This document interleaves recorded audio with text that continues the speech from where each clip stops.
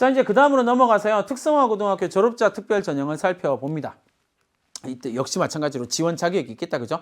이 특성화고등학교 졸업자 학생들에 대한 이야기들은 고민하고 있는 학생들이 조금 생각보다 많더라고요. 그래서 그런 학생들을 만날 때마다 제일 중요한 거, 그 대학이, 네가 생각하는 그 대학이 특성화고등학교 졸업자 특별 전형을 하고 선발을 하고 있는지 안 하고 있는지를 확인을 꼭 해라 라고 이야기를 합니다. 그래서 전체적으로 봤을 때 시행령에 따라서 91조 제1항에 따라서 특성화고등학교 졸업 그리고 졸업 예정자 고등학교 이상 학과와 대학 지원 학과가 동일 계열인 자, 이렇게 생각하시면 되겠습니다. 그래서 내가 특성화에서 이수한 학과하고 대학의 학과가 동일 계열, 동일 전공, 동일 계열로 보는 게 맞겠지, 그죠? 그렇게 해서 동일 계열인자를 선발합니다. 특성화고도 해당이 되고요. 그 다음에 특성화 학과를 운영하는 일반고도 해당이 됩니다. 이해됐죠? 이 두 가지 다 해당이 된다라는 걸 확인을 하시면 되겠네요. 자, 매년 이제 특성화고등학교 졸업자 특별 전형은 매년 거의 비슷한 수준으로 운영을 하고 있습니다. 그래서 정시 선발 47명이 늘어나서 627명이 되는 거고요. 특성화고등학교를 졸업한 재직자 전형은 매년 선발 인원이 점점 증가하고 있다. 그러니까 재직자 전형과 졸업자 전형이 좀 다르다라는 걸 여러분들이 확인해야 된다라는 의미에서 밑에 거 넣어놓은 거예요. 그래서 졸업자 전형과 재직자 전형이 다른데 졸업자 전형은 매년 비슷한 수준으로 선발하고 재직자 전형은 매년 선발인이 조금씩 늘어나고 있다라고 생각하고 보시면 되겠습니다. 자, 수시 모집이 어떻게 이루어지는지 한번 봅시다. 건국대학교 성신여대 한번 볼까요? 건국대학교 방금 얘기했으니까. 성신여대 보니까 교과로 30명을 선발합니다. 교과로 선발한다라고 이야기했으니까 내신 성적 100%, 학생부 100%로 보겠네요. 전형명도 역시 마찬가지로 대학마다 좀 다르긴 하지만 특성화고등학교 졸업자 전형은 대부분 다 비슷한 이름을 가진다. 그렇죠? 조금 튀는 그런 전형명이 있는 곳도 있지만 대체로 비슷한 전형을 가진다. 명을. 그래서 성신여대는 특성화고등학교 출신자 전형으로 해서 30명을 선발하고요. 그 다음에 성결대학교 같은 경우는 교과로 41명을 선발하는데 특성화고 졸업자의 학생부 100, 교과니까 이렇게 생각하시면 되겠죠. 충남대 봅시다. 충남대는 종합전형입니다. 학생부 종합전형으로 선발하고요. 44명을 선발하는데 종합 3번, 종합 3 로 선발을 하고요. 전형명 특성화고 출신자라게 되겠죠. 그래서 단계형 전형으로 선발합니다. 1단계에서 서류 100% 선발하고요. 2단계에서 66.7% 1단계 성적 반영하고 면접 33.3% 반영해서 선발한다. 이렇게 단계형 전형이다 라고 하는 걸 봐두시면 되겠습니다. 조선대학교 같은 경우는 교과로 43명을 선발합니다. 이 43명을 선발하는데 특성화고등학교라고 하는 전형명을 가지고요. 교과니까 학생부 100%로 선발한다 라는 걸 확인할 수가 있겠네요. 자, 정시 모집으로 넘어가면 이 정시 모집은 특성화고등학교 졸업자 전형에서 조금 리를 내려놨다라는 거 확인할 수 있네요. 경희대학교 수능 100% 전형으로 가고요. 그 다음에 수능에서 가학원에서 35명을 선발합니다. 전형명 역시 마찬가지로 전형명은 거의 동일하죠, 그죠? 차이가 없다. 그 다음에 한양대학교 같은 경우는 수능 가학원에서 28명, 나학원에서 8명을 모집합니다. 한양대학교 에리카 같은 경우는 수능 가학원에서 18명, 나학원에서 9명을 선발하고 특성화고등학교 졸업자 전형이다. 이렇게 생각하시면 되겠습니다. 그러니까 어쨌든 정시 전형이다라고 이야기하는 건 거의 대부분 수능 100% 전형으로 군별로 모집을 한다. 그러니까 내가 어느 정도 특성화고등학교에 지금 재직하고 있는 학생이라면 이제 곧 졸업 예정자라면 내가 어느 정도 수준에서 수능 성적까지 끌어올릴 수 있느냐를 확인하시는 게 되게 중요하겠죠.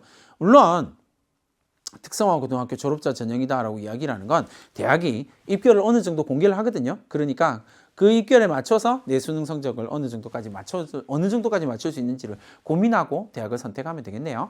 그 부분에 대한 고민을 하는데 다만 이제 항상 학생들한테 이야기를 하는 것 중에 하나가 그거예요.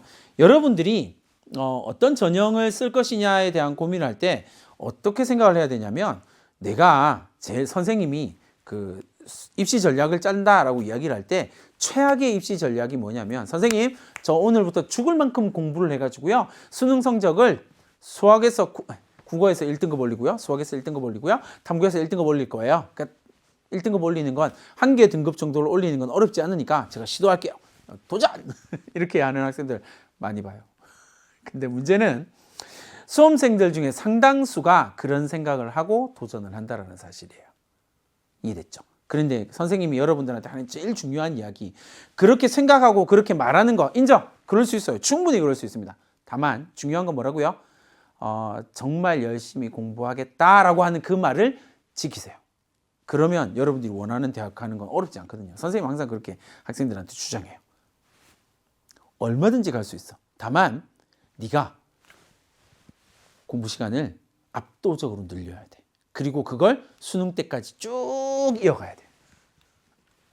그게 되게 중요한 거거든요. 실제로도. 성공하고 실패하는 학생들의 가장 큰 차이점은 거기서 나오거든요. 이 압도적으로 늘린 공부 시간을 끝까지 쭉 밀고 갈 수 있느냐? 그렇지 못하냐의 문제인 거니까. 됐죠? 자, 입결을 한번 봅니다. 입결은 학생부 종합전형 성균관대학교 거를 가지고 와봤습니다. 그래서 인문과학 계열, 사회과학 계열, 경영학을 살펴보니 학생부 종합전형의 이웃사랑 전형이에요. 학생부 종합전형에 전체 인원 30명 정도를 선발했고요. 경쟁률 9대 1이고요. 충원율을 살펴보니까 이웃사랑 전형이니까 그거다, 그죠?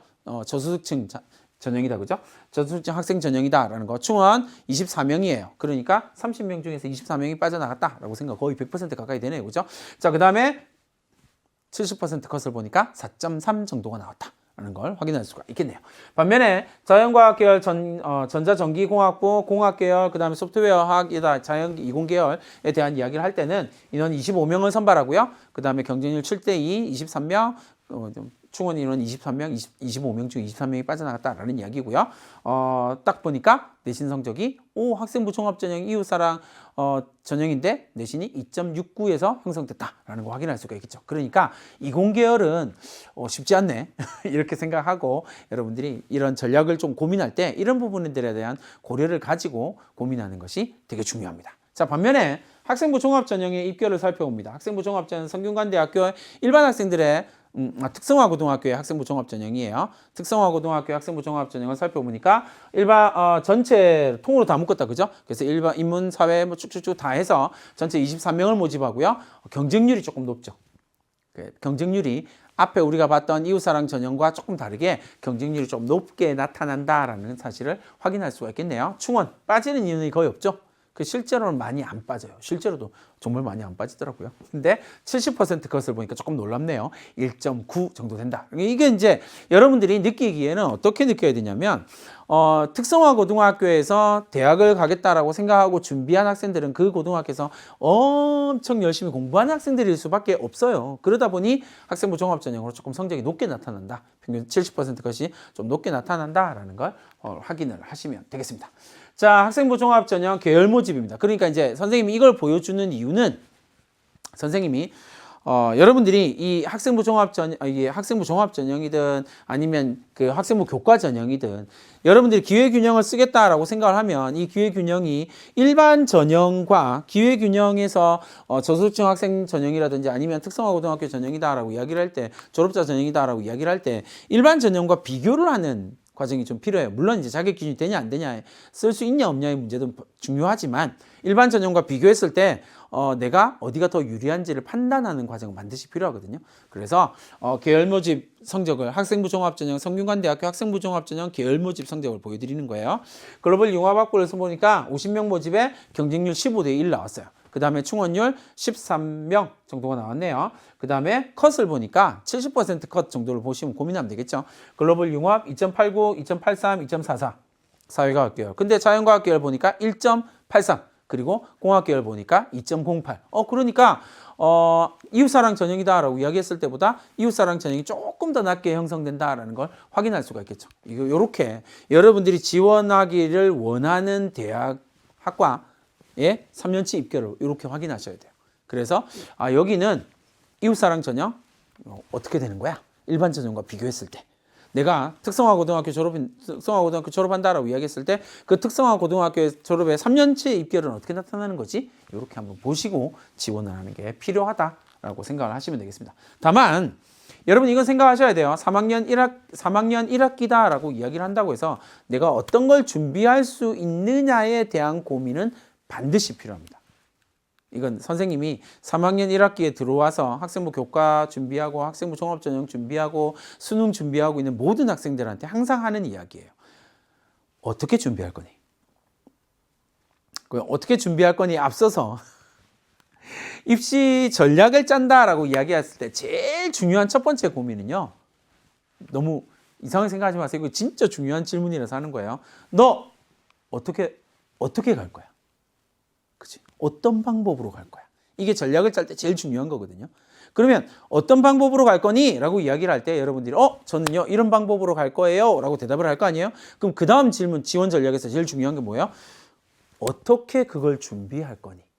이렇게 되는 거예요. 학생부 교과 전형이라면 3학년 1학기 때 내가 내신을 어느 정도까지 올릴 수 있는지, 그럼 그 어느 정도를 올리기 위해서 내가 어떻게 해야 되는지에 대한 진단을 내리라고요. 그러면 선생님이 학교에서 항상 하는, 수험생들한테 항상 하는 이야기 중에 하나예요. 지난 주말 뭐 했어? 지난 주말 공부 열심히 했어? 라고 질문했을 때 네! 라고 대답할 수 있어야 돼. 선생님이 이런 류의 이야기를 하면서 제일 중요하게 이야기를 하는 게 뭐냐면, 너 지난주 토요일 날 몇 시에 일어났어? 그게 고등학교 3학년의 합부를 거의 결정짓는다고 항상 주장하거든요. 항상 그렇지는 않아. 그런데 아주 높은 확률로 그렇게 돼요. 지난주 일요일은 모르겠고, 일요일은 조금 늦잠 잘 수도 있고 그렇다고 생각하지만 토요일 날 너 몇 시에 일어나니? 그 질문에 대답할 수 있어야 돼요. 몇 시에 일어나야 돼요? 6시 반이요. 선생님 저 열심히 공부할 거예요 라고 이야기를 하고 6시 반에 안 일어난다라는 건 열심히 준비하는 게 아니죠. 왜냐하면 여러분들의 경쟁자는 그때 일어나거든요. 일어나서 공부하고 있는 거예요. 그러니까 그 부분에 대한 고민이 있어야 돼요. 열심히라고 하는 단어가 진짜 열심히 해야 돼요. 그냥 말만 열심히는 절대 안 된다라는 거 생각하시고요. 자, 지원 전략을 살펴봅니다. 기회균형에 대한 이야기를 하면서 저소득층 학생 그리고 특성화 고등학교 학생에 대한 이야기를 할 때 항상 이제 조금 걸리는 게 이런 거예요. 기회균형이다라고 이야기를 할 때 제일 문제가 되는 건 소인수 모집이거든요. 항상 숫자 자체가 그렇게 많지 않아. 그러니까 숫자 자체가 많지 않다라는 이야기는 입시 정보, 제공되는 입시 정보가 좀 제한될 수밖에 없다라는 거거든요. 그러니까 그 제한되는 상황에서 내가 어떤 전략을 짤 수 있는지를 고민을 해야 돼요. 그게 첫 번째가 내가 무엇을 가지고 있느냐예요. 항상 입시에서는 내가 뭘 가지고 있지? 내신 성적이 어떻지? 내가 그 내신 성적이 자격 기준이 될까? 비슷하게 70% 컷에는 걸려들까? 이거 고민을 하셔야 된다는 거고요. 두 번째는 내가 무엇을 가졌는지를 확인하면 대학이 무엇을 요구하는지를 확인하셔야 돼요. 이건 대부분 다 학종이죠. 그러니까 내가 어느 정도의 내신, 내가 무엇을 가졌느냐, 내신이 어느 정도야, 모의고사가 어느 정도야 라고 이야기를 한다면 이건 대학도 비슷한 기준을 제시를 하는 거니까 문제가 없어. 그러나 대학이 요구하는 건 학종에서는 그때그때 다르게, 대학마다 좀 다르게 나타날 수밖에 없거든요. 그러면 그 대학에 맞는 걸 내가 어떻게 준비했느냐, 요거 고민을 하셔야 된다는 거예요. 제한된 입시 정보 때문에 더 그렇다. 그 다음 두 번째, 이런 류의 이야기를 할 때마다 선생님 제일 강조하는 거, 처음 시작하면서부터 강조했다 그죠? 너 지원 자격 있니? 되니? 그거 꼭 확인하세요. 서류로. 특히 저소득층 학생 전형을 지원 기회균형으로 생각하고 있는 학생들 특히나 반드시 지원 자격 서류 떼서 확인하세요. 그거 반드시 필요하다. 그 다음에 세 번째, 이게 특수한 자격 기준을 가지는 경우에는 반드시 일반 학생들과 비교를 반드시 해야 된다라고 이야기를 하면 어떤 게 더 유리할까에 대한 고민은 당연히 나타날 수밖에 없거든요. 그러면 내가 이 일반 전형을 쓰는 게 훨씬 더 유리하다라고 판단되면 일반 전형을 쓰는 게 맞는 거예요. 근데 내가 아무리 봐도 기회균형 전형으로 쓰는 게 맞는 것 같아요. 그럼 기회균형으로 쓰는 거고. 그러니까 나는 기회균형 자격이 있으니까 반드시 그냥 이렇게 쓸 거예요 라고 하는 건 조금 노예요. 절대. 왜냐하면 이게 몇 년 전까지는 정말 그랬거든요. 근데 요즘에 이게 학과별로 대학별로 편차가 엄청 커지고 있어요. 그러니까 그 부분을 반드시 확인하셔야 된다. 그래서 그 확인하는 방법은 3년치 입결을 확인하면 조금 괜찮다. 그 다음에 정시에 염두에 둔 수시 지원 전략이 반드시 필요하다. 이건 모든 학생들한테 해당되는 이야기이긴 해요. 다만 이런 기회균형에 대한 이야기들을 하면서 선생님이 이 기회균형을 고민하고 있는 학생들한테는 꼭 정시에 대한 이야기를 더 많이 강조를 할 수밖에 없는 이유.